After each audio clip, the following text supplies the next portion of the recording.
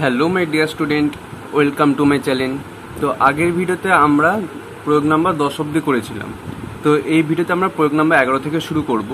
তো প্রয়োগ নাম্বার 11তে কী বলেছে একবার দেখে নিই। বলেছে আমি বার্ষিক 6% সরল সুদের হারে 500 টাকা 2 বছরের জন্য ব্যাংকে রেখে কিছু টাকা সুদ পেলাম। ওই ব্যাংকে 400 টাকা কত সময়ের জন্য রাখলে একই পরিমাণ সুদ পাবো? মানে এটা কি? আমাকে এখানে দুটো বলেছে, দুবার বার করতে লাগবে। একটা বলেছে বার্ষিক 6% সরল সুদের হার। তাহলে আমাকে কি বলেছে?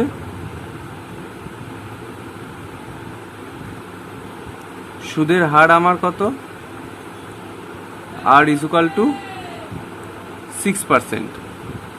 বলেছে কত টাকা জমা রেখেছে? 500 টাকা, মানে আসল পি ইকুয়াল টু কত? 500 টাকা। আর কত সময় জন্য জমা রেখেছিল?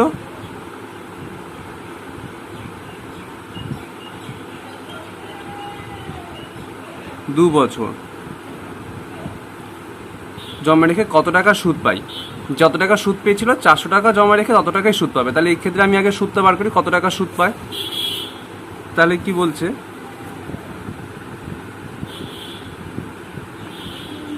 সরি,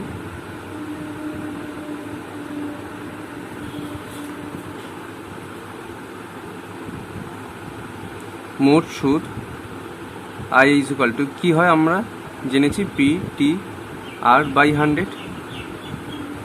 পি কত? 500 ইন্টু টি কত? 2 বছর। আর কত? 6 ডিভাইড বাই 100। 0 0 কেটে গেল, তাহলে কত হলো? 5 দুগুণে 10 আর 6 60 টাকা। 60 হচ্ছে আমার কত? মোট সুদ। তাহলে মোট সুদ কত? 60 পাচ্ছি। এই 60 টাকাই পাবো কতদিন জমা রাখলে, কত টাকা জমা রাখলে? 400 টাকা জমা রাখলে। কত সময়ের জন্য সেটা আবার আমাকে বার করতে লাগবে। তাহলে এক্ষেত্রে কি হচ্ছে, আমি লিখতে পারি শর্তানুসারে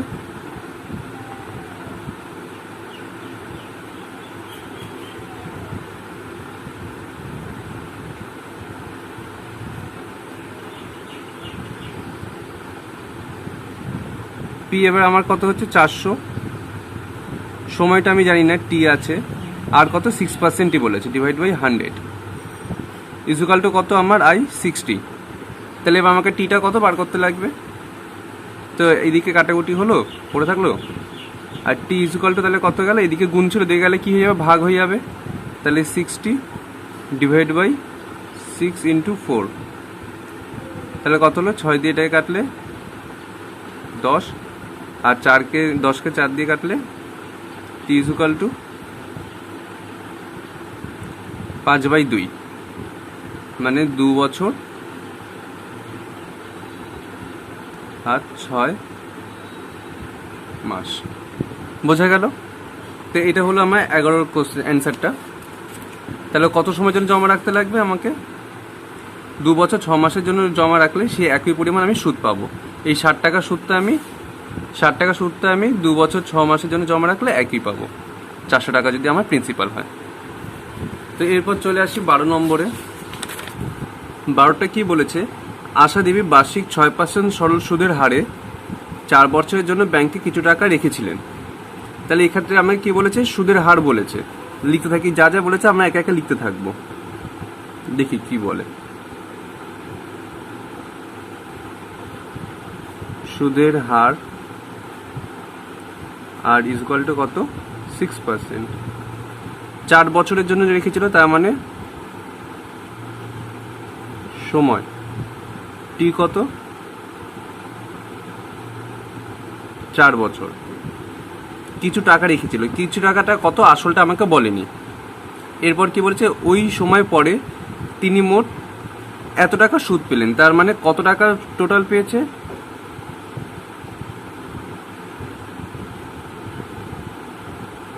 মোট সুদ আর ইকুয়াল টু কত পেয়েছে?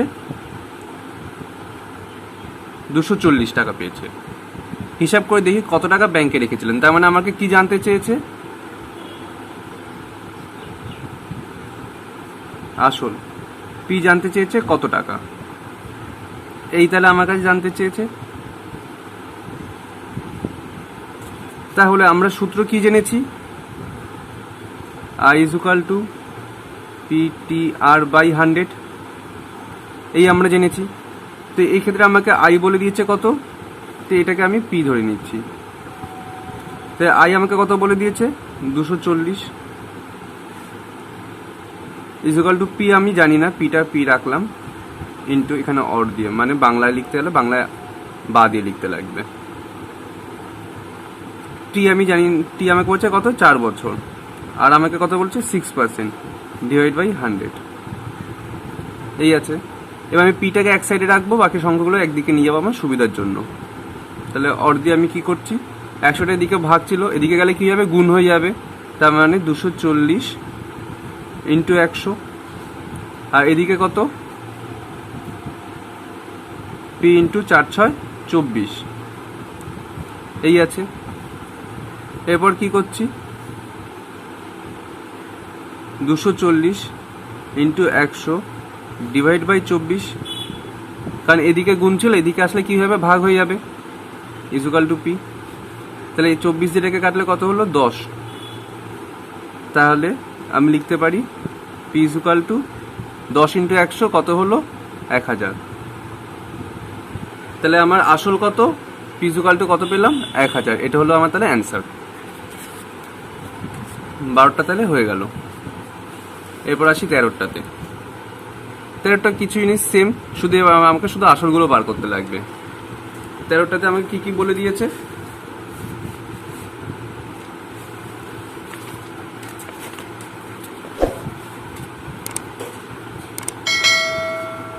ফার্স্টটাতে আমাকে কি বলেছে আসল বার করতে। সময় আমি শর্টে সম্পূর্ণটা লিখছি। সময় টি ইজুকাল টু কত বলেছে আমাকে 4 বছর।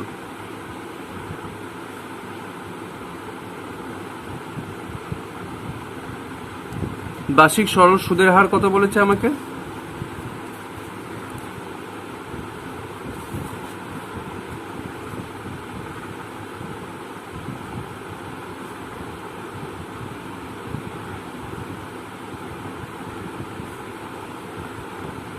চার পূর্ণ 1/2%, মানে 4 দুগুণী 8 আর 1 যোগ করলে 9/2, এই আমার পার্সেন্টেজ বলেছে, এই বলেছে আমাকে। আর আমাকে কি বলেছে মোট সুদ, মানে আই বলে দিয়েছে।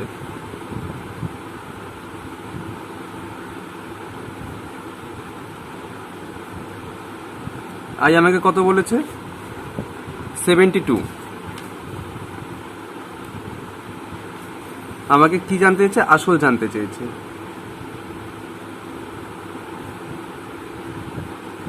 পি ইজুকাল টু কত, তাহলে কি আমরা একটু আগে জেনেছি যে I equal to PTR/100, I কত 72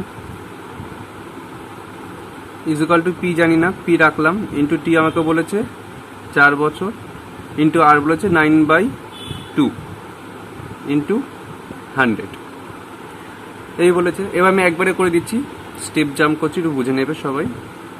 72 ইন্টু এদিকে ভাগ ছিল, এদিকে গেলে কি হবে উপরে চলে যাবে, একটা এইভাবে অ্যাজিউম করে নেবে সুবিধা হবে। কিছু নেই মানে নিচে 1 আছে, এইদিকে গেলে কোন এইদিকে যাবে, এপাশ থেকে এপাশে যেতে গেলে এটা উপরে চলে যাবে, গুণ হয়ে যাবে, ভাগ ছিল, আর এদিকে গুণ ছিল এটা নিচে চলে আসবে। তাহলে 72 into 100 into 2 divide by 4 into 2, sorry 4 into 9 is equal to P, এই বলেছে।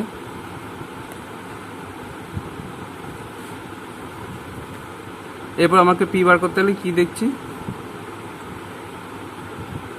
4 দিয়ে এটাকে কাটলে 25, 9 দিয়ে এটাকে কাটলে 8, 25 গুণ 2 50, আর 5 টা 40, মানে 400। পি আমার কত তাহলে 400 পেয়ে গেলাম। এটা এইভাবে লেখাও যা, এইভাবে লেখাও তাই, সুতরাং পি ইজুকাল টু 400। এর পরেরটাতে কি বলেছে, একদিন, এখানে সময়টা দেখতে লাগবে, এখানে সময় একদিন, আর এখানে বার্ষিক সরল সুদের হার 5%, আর মোট সুদ পেয়েছে 1 টাকা।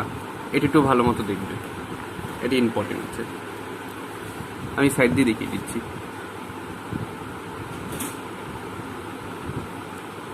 তাহলে আসল আমি শর্টে লিখছি, পি আমাকে জানতে চেয়েছে মোট সুদ আমাকে কত বলেছে, আই ইজ ইকুয়াল টু কত বলেছে 1 টাকা।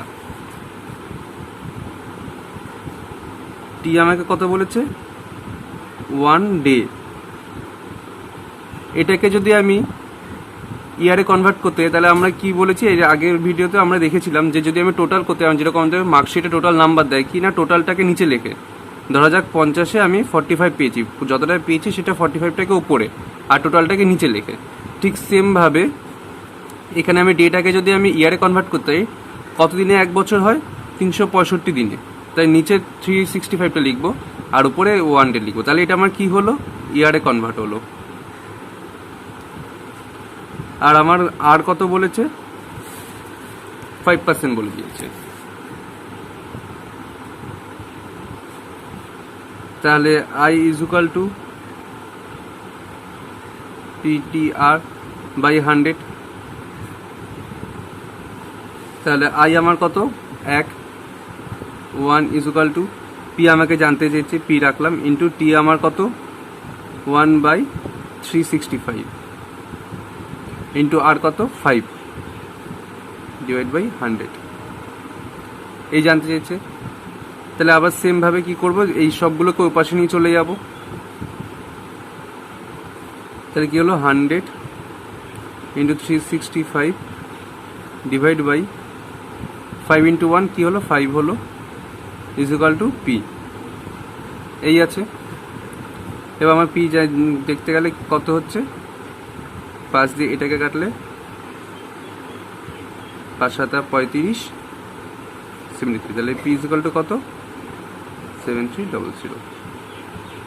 বোঝা গেল কিভাবে। এখানে মেন ব্যাপার হচ্ছে এই দিনটাকে কিভাবে আমি ইয়ারে কনভার্ট করলাম। 1 দিন বলেছে, সেই জন্য ডিভাইড বাই যত একটা বছর যতগুলো দিন হয় সেটা। এখানে যদি আমাকে বলতো 10 দিন, ধরো যাক এখানে আমাকে বলছে কত 10 দিন, তাহলে এটাকে আমাকে ইয়ারে কনভার্ট করতে হলে কী করতাম, 10/365 করতাম। বোঝা গেল। তাহলে এটা আমার কি হতো, ইয়ারে কনভার্ট হয়ে যেত।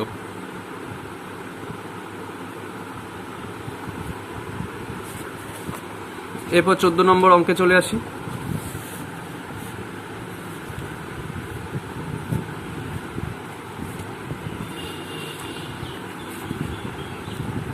নম্বর অঙ্কে কি বলছে, 700 টাকা নির্দিষ্ট বার্ষিক সরল সুদের হারে নির্দিষ্ট সময়ের জন্য ব্যাংকে রাখলে সুদ আসলে 900 টাকা পেলাম। কত টাকা একই হারে একই সময়ের জন্য জমা রাখলে 1350 টাকা পাবো। তো এই ক্ষেত্রে দেখো আমরা এতক্ষণ কি ফর্মুলা করে করে দেখছিলাম, তো এই ক্ষেত্রে আমাদের ফর্মুলা দরকার নেই। এই ক্ষেত্রে আমরা সিম্পলভাবে দেখবো যে 900 টাকা জমা রাখলে আমি 700 টাকা জমা রাখলে 900 টাকা পাই, বা এটাকে আমি উল্টোভাবে বলতে পারি, আচ্ছা দেখা যাচ্ছে না, আচ্ছা 900 টাকা পাই আমি 700 টাকা জমা রাখলে। তাহলে 1300 টাকা জমা রাখলে কত, 1300 টাকা পেতে গেলে 1350 টাকা পেতে গেলে কত টাকা জমা রাখবো। কারণ এই ক্ষেত্রে আমার কি সময়টা আর রেটটা কনস্ট্যান্ট, দুটোর ক্ষেত্রেই সময় আর রেটটা একই আছে, এর জন্য আমাদেরকে ওইগুলোর আর দরকার পড়ছে না। তো সেই ক্ষেত্রে আমরা ঐকিক নিয়মে করবো কি না, 900 টাকা পাই কত টাকা 700 টাকা জমা রাখলে। সিম্পল, এটা তোমরা লিখে লিখে করে, আমি জাস্ট বোঝানোর জন্য করছি। লিখে লিখে তোমরা করতেই পারবে, বেকার আমি যদি এখন লিখে লিখে করি বেকার টাইম নষ্ট হবে, তোমাদের ভিডিওটা বেশি বড় হয়ে যাবে। তাড়াতাড়ি করে যত তাড়াতাড়ি বুঝে তত তাড়াতাড়ি তোমরা করতে পারো তত ভালো। তাহলে 1 টাকা কত টাকা, 1 টাকা পেতে আর কত টাকা জমা রাখতে লাগবে, 700 ডিভাইড বাই 900। আর এদিকে 1350 টাকা পেতে হলে কত টাকা জমা রাখতে লাগবে, 1350 টাকা পেতে কত টাকা জমা রাখতে লাগবে, 700 ইন্টু 1350 ডিভাইড বাই 900। তাহলে কত হলো, 0 0 কাটা গেল, 9 দিয়ে এটাকে কাটলে 1350 ডিভাইড বাই 9 করলে কত হলো 150। তাহলে 150 ইন্টু 7 করলে কত হচ্ছে 1050। তাহলে 1350 টাকা পেতে গেলে আমাকে কত টাকা জমা রাখতে লাগবে, 1150 টাকা। এটা হলো এটা আমার উত্তর। বোঝা গেল। তো এই ভিডিওতে আমি 14 নম্বর প্রয়োগ অবধি করলাম, পরে ভিডিওতে 15 থেকে শুরু করব। যদি ভিডিওটি ভালো লেগে থাকে তাহলে কমেন্ট করে অবশ্যই জানাবে, যে তোমাদের ফিডব্যাকটা দেবে যে কীরকম কেমন লাগলো। আর যদি কিছু অন্যরকম করতে লাগে তাহলে সেটা সাজেস্ট করবে, তাহলে সেইভাবে পরে চ্যাপ্টারগুলো করাবো পরপর।